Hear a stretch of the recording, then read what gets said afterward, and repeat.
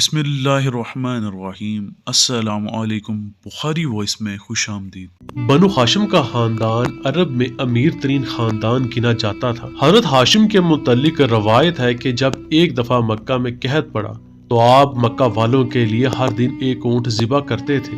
لوگ کہتے تھے کہ ہاشم کے ہاتھ میں لکیریں نہیں، سخاوت کے دریا بہتے ہیں۔ یہ وہ خاندان تھا جنہوں نے کبھی بھی بت پرستی نہ کی بلکہ دین ابراہیمی پر تھے۔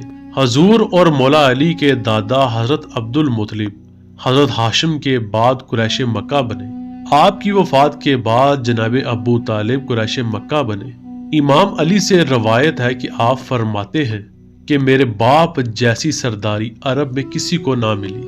حضور کی زندگی کے 52 مبارک سال مکہ میں گزرے، جن میں 12 سال دین کی تبلیغ تھی، اور یہ حضرت ابو طالب ہی کی نظر کرم تھی کہ آپ کو کسی کافر نے ہاتھ نہ لگایا، اور جیسے ہی آپ کا وصال ہوا تو کفار مکہ آپ کے قتل کے درپے ہوئے، جس کی وجہ سے اس خاندان کو مکہ سے ہجرت کرنا پڑی، اور دین اسلام کی خاطر اس خاندان نے اپنا سب کچھ مکہ میں چھوڑا اور مدینہ کا رخ کیا۔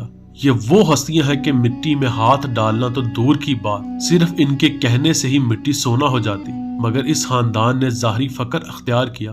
اس سلسلے میں ایک روایت مختلف کتب میں ملتی ہے کہ ہجرت کے بعد مدینہ منورہ میں حضرت علی مشکل کشا جناب سیدہ اور بچوں پر ایک رات فاقہ سے گزری۔ نماز فجر سے فراغت پا کر خدا کا شیر تلاش معاش میں گھر سے روانہ ہوا۔ چاروں طرف نظر دوڑائی مگر کوئی ذریعہ معاش نظر نہ آیا۔ دن کا بڑا حصہ ڈلنے کو آ گیا، اپنا خیال نہ تھا۔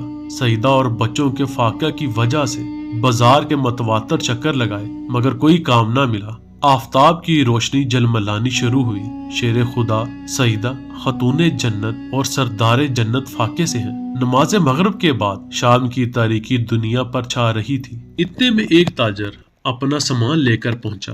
جن مبارک ہاتھوں نے خیبر کا دروازہ ایک لمحے میں اکھاڑ کر پھینکا تھا، جن کو بوسہ دینا کائنات اپنا فخر سمجھتی تھی، دنیا کی آنکھیں اس سے اور زیادہ کیا دیکھ سکتی تھی کہ علی ابن ابی طالب داماد رسول، خاتون جنت کے سرتاج، حسنین کے بابا، خدا کا شیر، بیوی بچوں کا پیٹ بھرنے کے واسطے ان کندھوں پر جن پر حسن حسین جھولا لیتے ہیں باری اسباب ڈو رہا ہے۔ چہرے اور لباس مبارک کا خاک بوسہ لے رہی ہے، اور انسانیت کے اس مجسمے کی مکمل تصویر نے بچوں کا پیٹ بھرنے کی فکر میں جلدی جلدی قدم بڑھائے۔ مدینہ کی گلیاں قدم مبارک کا بوسہ شوق سے لے رہی تھیں، اور اپنے سینے پر مولا علی کے قدم پا کر فخر سے سینہ تانے تھی۔ ایسے میں ایک بڑھیا لکڑی ٹیکتی ہوئی سامنے آئی اور چہرہ مبارک دیکھ کر فرمانے لگی، اے علی، میں اور میرا شوہر 3 وقت سے بھوکے ہیں، خدا کے واسطے ہمارا پیٹ بھر دے۔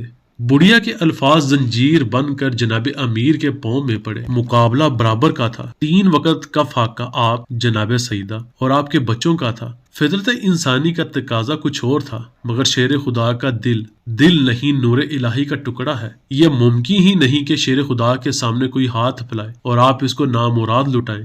2 درہم جو مزدوری کے عوض حاصل کیے تھے اس کے حوالے کیے اور فرمایا، خدا تجھ پر رحم فرمائے۔ صبر و شکر کے ساتھ خالی ہاتھ گھر کی طرف پلٹے۔ باب خیبر کو کھاڑنے والے ہاتھوں پر جب شہزادی کونین خاتون جنت نے دیکھا تو چھالے پڑے ہوئے تھے۔ ہاتھوں کو بوسہ دیتے ہوئے آقا زادی نے فرمایا، علی، مجھے فخر ہے کہ میں تیری بیوی ہوں۔ اللہ مجھے اور آپ کو ثانیہ دے اور ثانیہ تقسیم کرنے کی توفیق عطا فرمائے، آمین۔